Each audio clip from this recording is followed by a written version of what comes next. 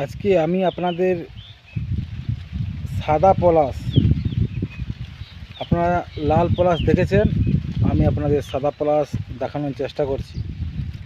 তার সঙ্গে গর্তে যদি সাপ থাকে, তো আজকে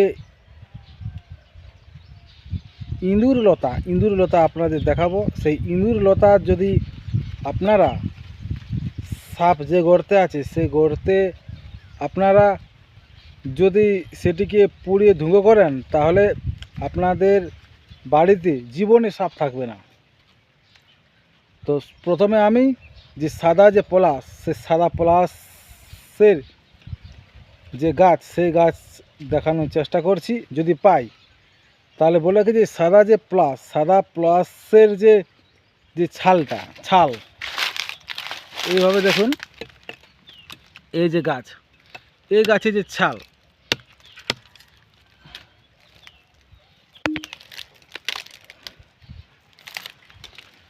এই যে দেখছেন যে এই রকম ছালকে আপনারা মিশ্রি, যেটাকে তাল মিশ্রি বলা হয়, সেই তাল মিশ্রির সঙ্গে এর যে রস, সেই রসটা আপনারা প্রতিদিন যদি 1 গ্লাস করে পান করেন, তাহলে শরীরের যে ধাতু দুর্বলতা, ধাতু রোগ বা স্বপ্নদোষ, সেই রোগ 7 দিনের মধ্যে আপনাদের সেরে যাবে।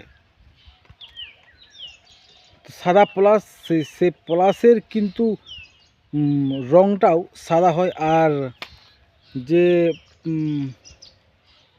ফুল, সে ফুলগুলোও কিন্তু সাদা প্রকৃতির হয়। আমি আপনাদের দেখানোর চেষ্টা করছি, আর আপনাদের দেখাবো যে লতাটি, সে লতাটি আপনারা যে যেখানে সাপ রয়েছে, সেই সাপের গর্তে যদি আপনারা পুড়িয়ে সে ধুঁগো গর্তের মধ্যে প্রবেশ করান, তাহলে সহজেই সেখান থেকে সাপ বেরিয়ে আসে।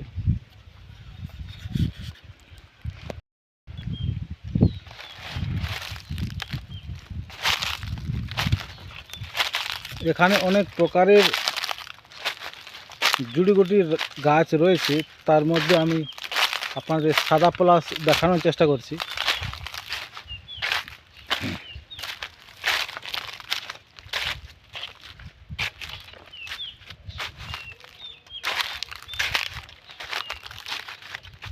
বনের মধ্যে দেখছেন যে এগুলো সব পলাশ গাছ, এই জঙ্গলের মধ্যে সব এগুলো পলাশ গাছ।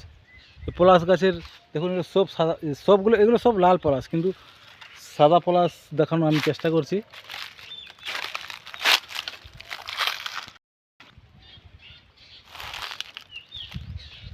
এই বিশাল জঙ্গলের মধ্যে সে গাছটি পাওয়াটা খুবই কঠিন।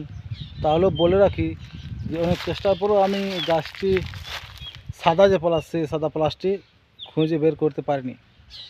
তবে যে সাদা পলাশের যে ছাল, সেই ছালকে আপনারা মিশ্রির সঙ্গে যে সাদা পলাশের যে রস, সে যদি আপনারা পান করেন, তাহলে আপনার যে হাঁটুর যে ব্যথা, হাঁটু ব্যথা, ধাতু দুর্বলতা, তারপরে সহবাসের যে অক্ষমতা, সেই সব রোগগুলো সহজেই সেরে যায়। আপনারা যদি আপনাদের আশেপাশে কোথাও যদি সাদা পলাশ যদি পান, তাহলে আপনারা সেটিকে ওষুধ হিসাবে ব্যবহার করুন। আপনাদের ওষুধ 7 দিনের মধ্যেই কিন্তু রোগ ঠিক হয়ে যাবে। আর আমি ইঁদুর রাজ যে লতা, সে লতা আমি দেখানোর চেষ্টা করছি।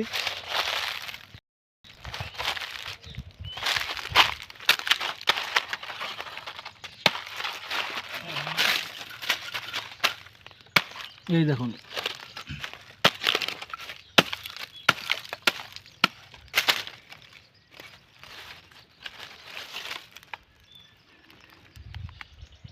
এর পাতাগুলো দেখছেন, এর ইঁদুর রাজলতা। যেখানে আপনাদের সাপ থাকে, সেই সাপের মধ্যে এটিকে আপনারা যদি আগুনে জ্বালিয়ে দেন, আর এর থেকে যে ধোঁয়া বার হয়, সেই ধোঁয়া থেকে সহজে আপনাদের যেখানে সাপ রয়েছে, সেই সাপ কিন্তু সহজেই বের হয়ে যাবে। এই দেখুন, আপনাদের কাছে দেখাচ্ছি। এ হলো ইঁদুর লতা, ইঁদুর লতা।